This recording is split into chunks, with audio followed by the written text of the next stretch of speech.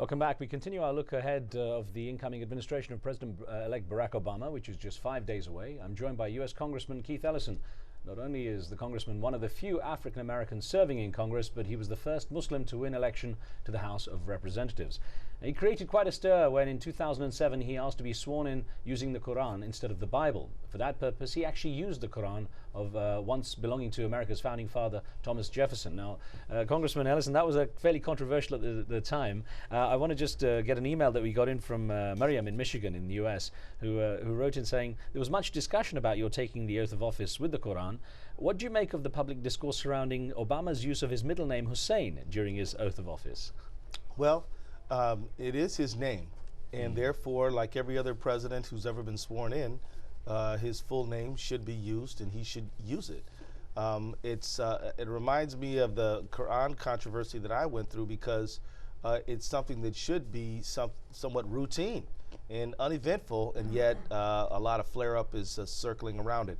After it's over and done, hopefully people will look back on it and see that it's not that big of a deal, that the name Hussein is a perfectly fine name. It simply means handsome in Arabic, and there's nothing to be afraid of.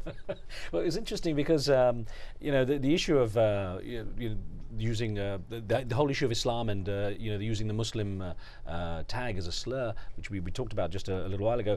It's another issue in America that has to be resolved: the image of Islam, and you know this yourself. That's right. What sort of priority can Barack Obama place on this? Well, in my opinion, I think what Barack Obama needs to do is to simply be a good president, to engage all aspects of American society, including the Muslim community, to go to Muslim leaders to say, how can we come together as Americans to enhance America's image abroad, enhance the reality of American foreign policy within the context of Muslim society. I mean, because I think a lot of focus is on public relations when the reality is we should be actually looking at policy changes that are actually enhancing of people's human opportunity and people's human potential.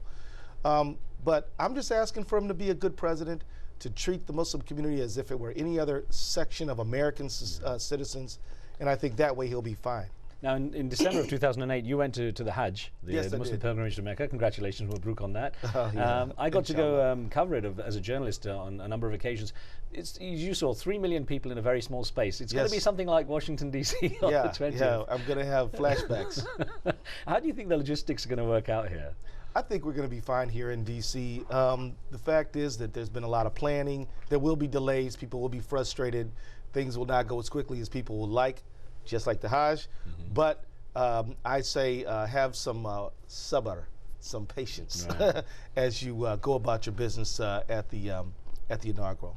Now, a couple of emails I want to put we got from viewers. Dwight in New Jersey in the USA touches on the issue of the Middle East, and we've touched lightly on this, but let's get into this. It's, America was united under Barack Obama for some sort of change. And an email from Dwight in New Jersey says, do you really feel that Obama has the chance to bring change in the world? How do you think he can bring respect, security, and peace in the Middle East, where so many other presidents have failed? Well, I think that Barack Obama is a unique individual and brings a unique set of gifts. I think that there's never been a president who's lived in a Muslim society. He's lived in Indonesia.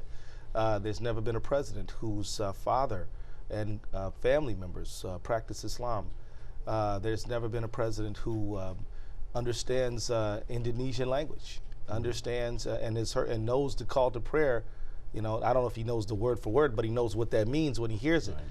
Right. And so I think that he has a unique set of sensibilities, right, which I think will incline him towards the solutions that are necessary. Fundamentally, in my opinion, when you look at U.S. relations with the Muslim world, the central problem is that we are still dealing with the vestiges of colonialism and the modern version of that, which is globalization. And so what has to happen is that people simply want to be cut in to the mainstream of the world. This means trade, social culture, and things like that. Now, so often the issue of Islam is mixed up with territorial or geopolitical issues such as the Israelis and Palestinians. Right. And many people forget there are so many Christians in the Middle East, including Palestinians. This email that came in from John in Texas in the US says, You've been critical of President Bush over Israel's invasion of Gaza, but Hamas is a terrorist organization. What would you do if they were firing rockets at you? Talk to them? Again, this goes on to rumors and ideas that Barack Obama has encouraged the idea of talking with Hamas. Well, I think that, look, it's a difficult situation. I've been consistent in saying that the rocketing of southern Israel is wrong, and have taken a position against that happening. And I also think that it does make sense for Israel to have ended the blockade on Gaza and to try to get food, water, medicine in before we got to this dreadful situation. But quite frankly, I think that if Israel defended itself against the people who are doing the rocketing, we wouldn't be where we are right now. But we have over a third of the people who've been killed are women and children, non-combatants. That's the heart of the problem. People who've been wounded can't get out of Israel to get medical treatment, and they can't. And people who can offer them medical treatment are having an awful time getting in. The problem is so much bigger than simply the simplistic idea that has been offered in the email.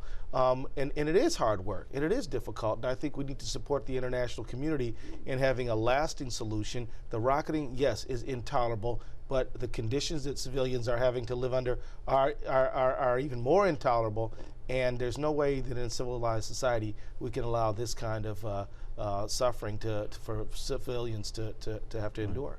Usually the argument put out in the Middle East is that the pro-Israel lobby in the US is very strong. It very much manipulates the leadership here, and that's what limits what can be done, and that's why Israel is in its position. But what's the other side of that coin? The other side of that coin is that people who want to see a Palestinian state need to be more organized. I'm sorry, but you can get up and criticize the Israel lobby all you want to, but until you can make a consistent, cogent, calm argument in favor of Palestinian statehood and rights, you're forever going to be at the disadvantage. That's what's needed. We need a constituency that will stand up for peace and a resolution to this conflict.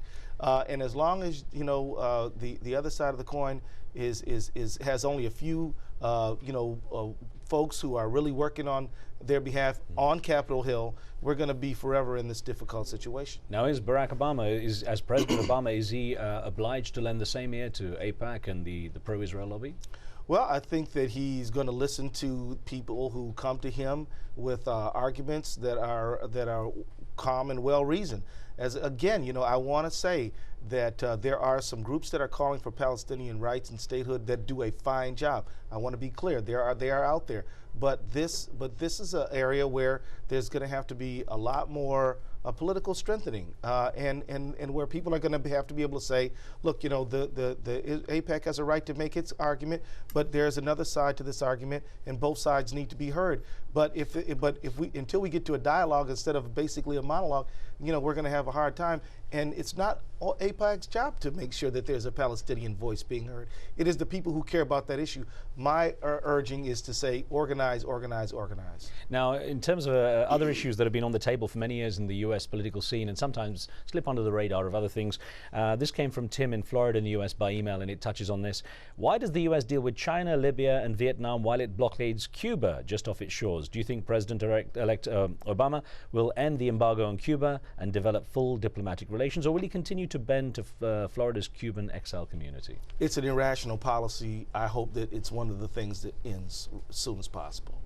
In terms of issues, in terms of what he might do for the economy, you said at the beginning that's his priority for his first steps in office. What do you think are the first things he should get done, what he could get done, where he wouldn't be manacled by limitations? Well, I think what he should do is he should pass state children's health insurance program. As you know, in the United States, we do not have universal health care coverage. We have 50 million people who do not have health care. Many of them are children. George Bush vetoed state children's health care program twice, and we're hoping that the president can sign that right away. We also need to make sure that in the course of this foreclosure crisis that we actually do something about people who are being put out of their homes. And in this foreclosure crisis, we really haven't done that. We've recapitalized banks, but we haven't done anything for homeowners. We need to do that. Interesting question. We've got less than a minute to go here from Kristen Sixter in Washington, D.C. here. Obama may seek to advance change in the U.S., but he's neither a savior nor a panacea for all that ails us, including racism. In fact, his mere presence in office may enliven racists in the U.S.